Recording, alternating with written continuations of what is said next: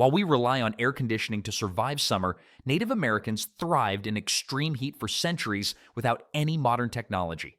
No cooling systems, no cold drinks, no climate control. Yet they stayed comfortable in conditions that would overwhelm us completely. The answer hides in plain sight. So what exactly were they doing to beat the heat? It began long before the sun reached its peak.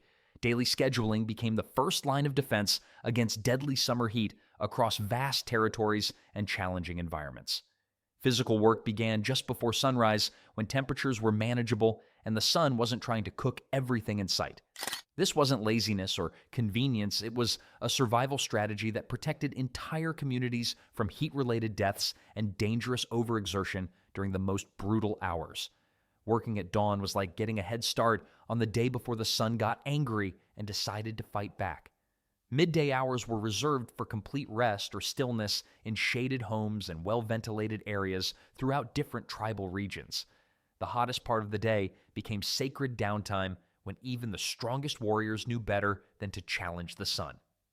Light tasks like tool-making, weaving, and storytelling happened during peak heat hours, but only under protective shade that blocked direct sunlight.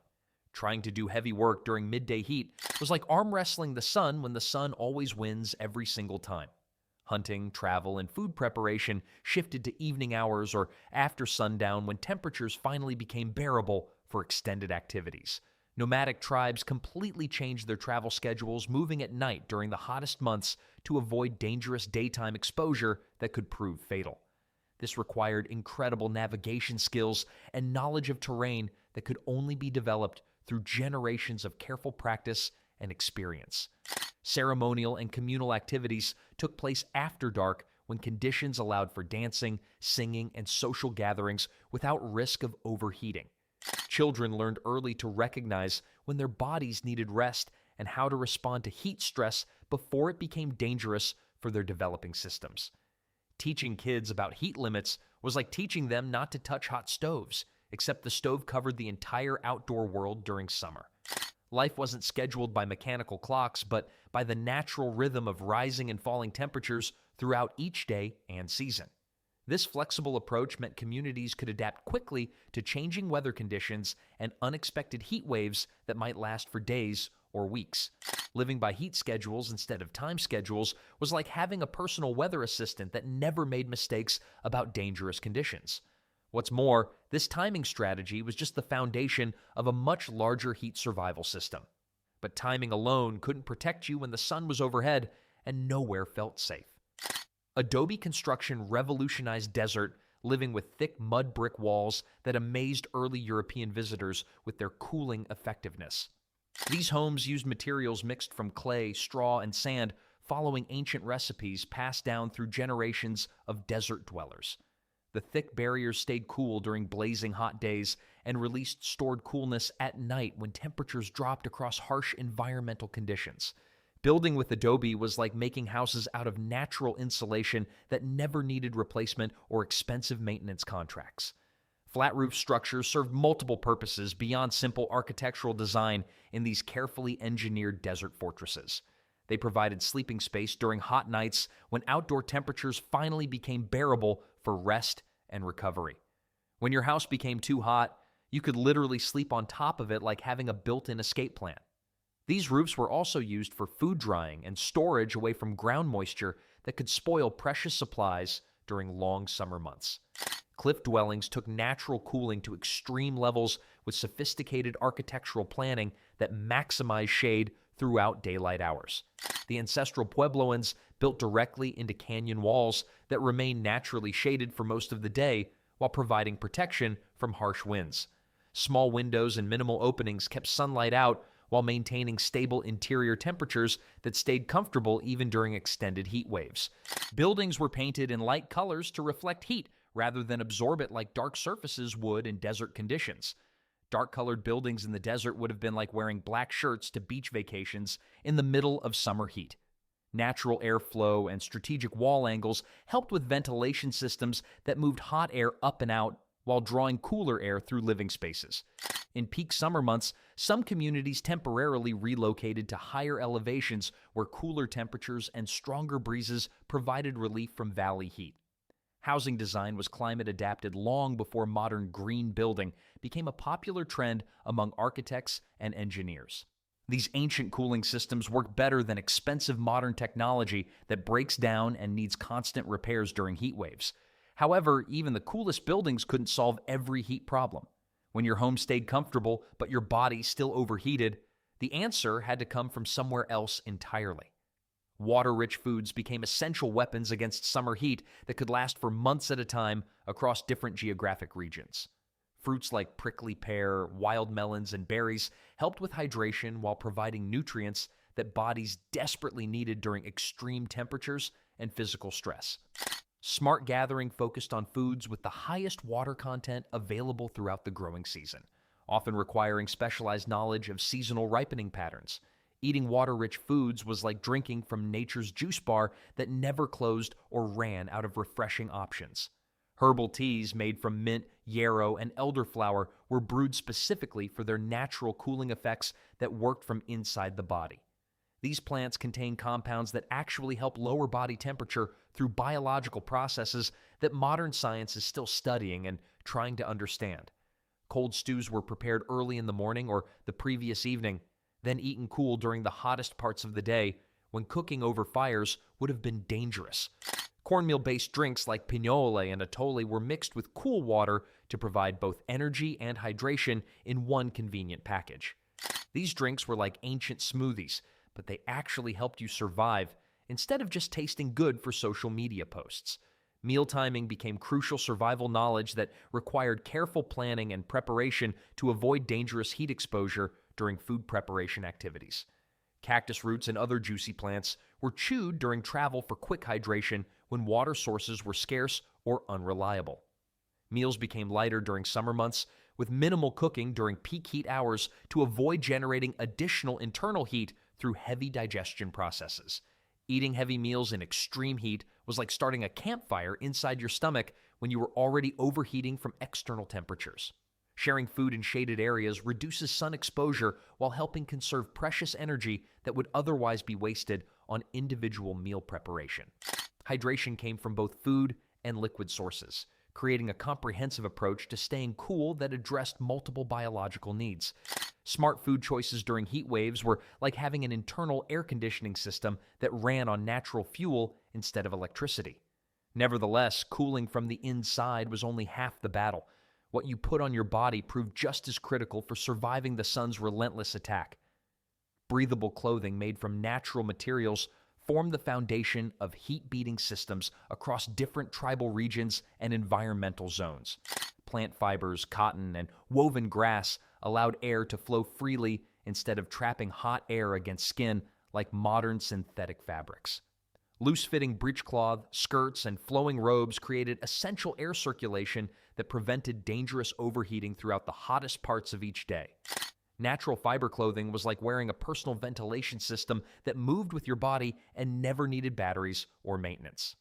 Clay, ash, or mud was applied to exposed skin as natural sunblock and heat protection that worked better than many modern alternatives.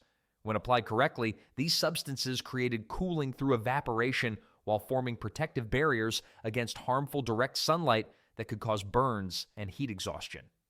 Covering yourself in mud was like having sunscreen and air conditioning combined in one messy but effective package that cost absolutely nothing.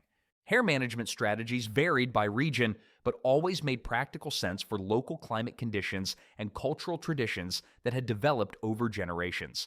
In the hottest areas, hair was cut short or tied up high to reduce natural insulation around the head and neck areas.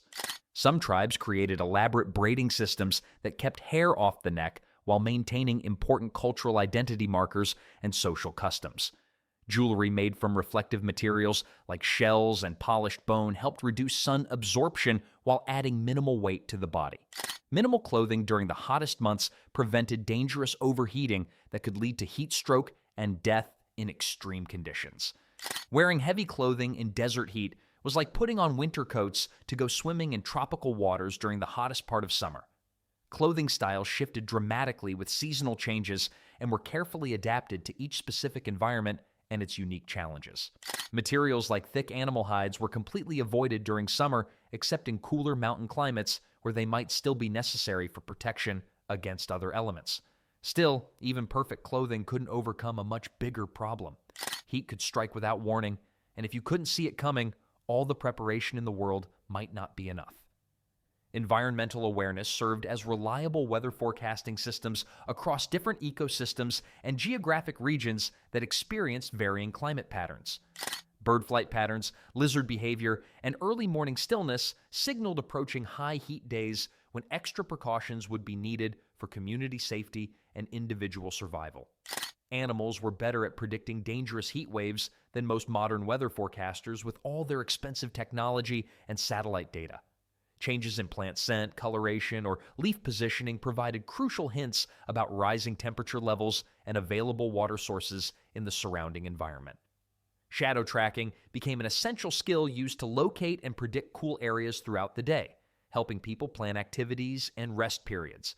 Following shade patterns was like tracking a slow-moving cool spot across the landscape that could save your life during emergencies. Wind shifts gave important clues about coming weather patterns and heat direction that could affect travel plans and daily activities. Trails made by animals often led to hidden springs, underground water sources, or cooler microclimates that provided relief during the worst heat waves. Smart humans paid close attention to where animals went during the hottest parts of each day for survival information.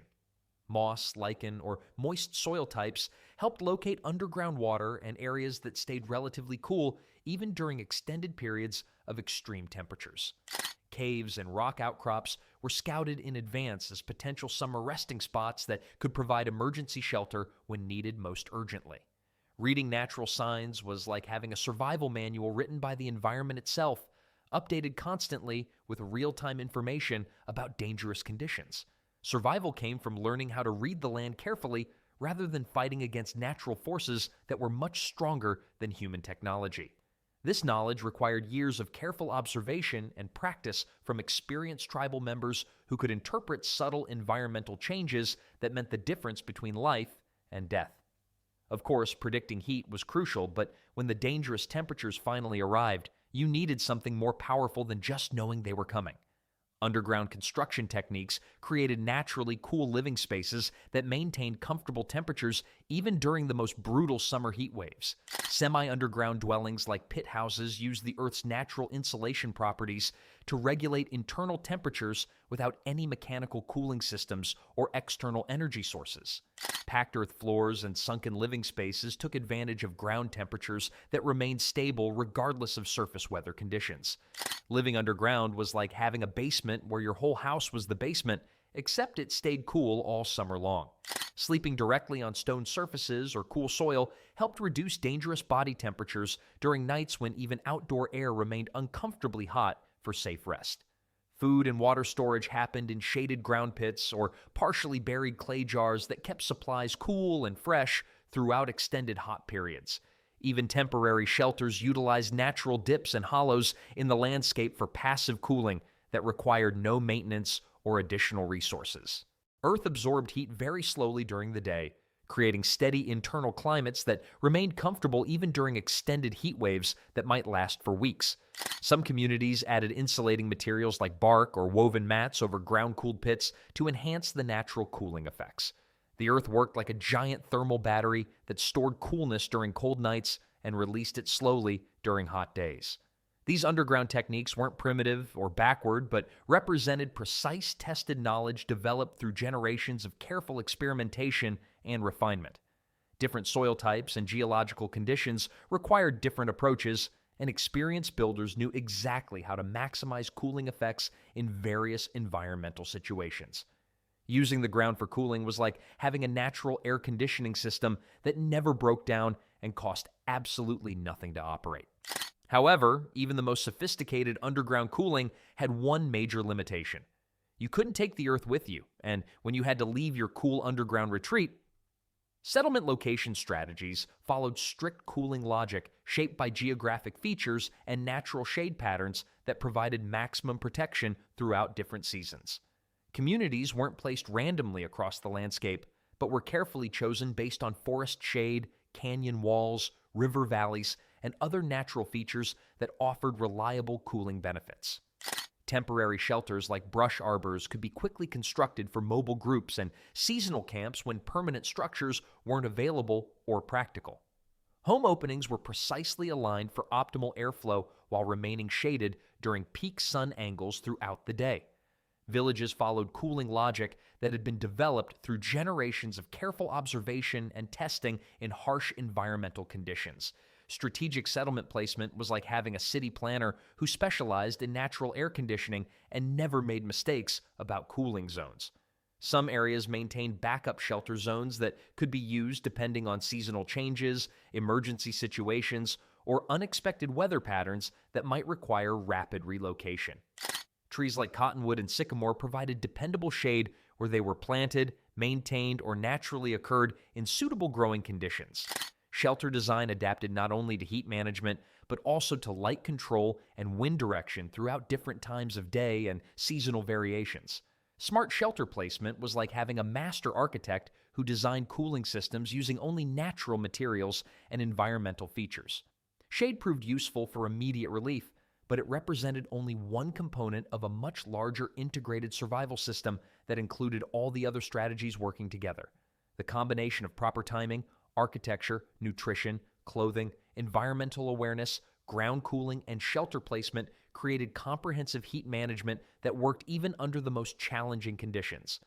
These ancient cooling methods were like having a complete climate control system that used the environment itself instead of fighting against it with expensive technology that could fail. The integration of all these techniques created survival systems so effective that they allowed entire civilizations to thrive in conditions that would overwhelm modern people with all their advanced technology and mechanical cooling systems.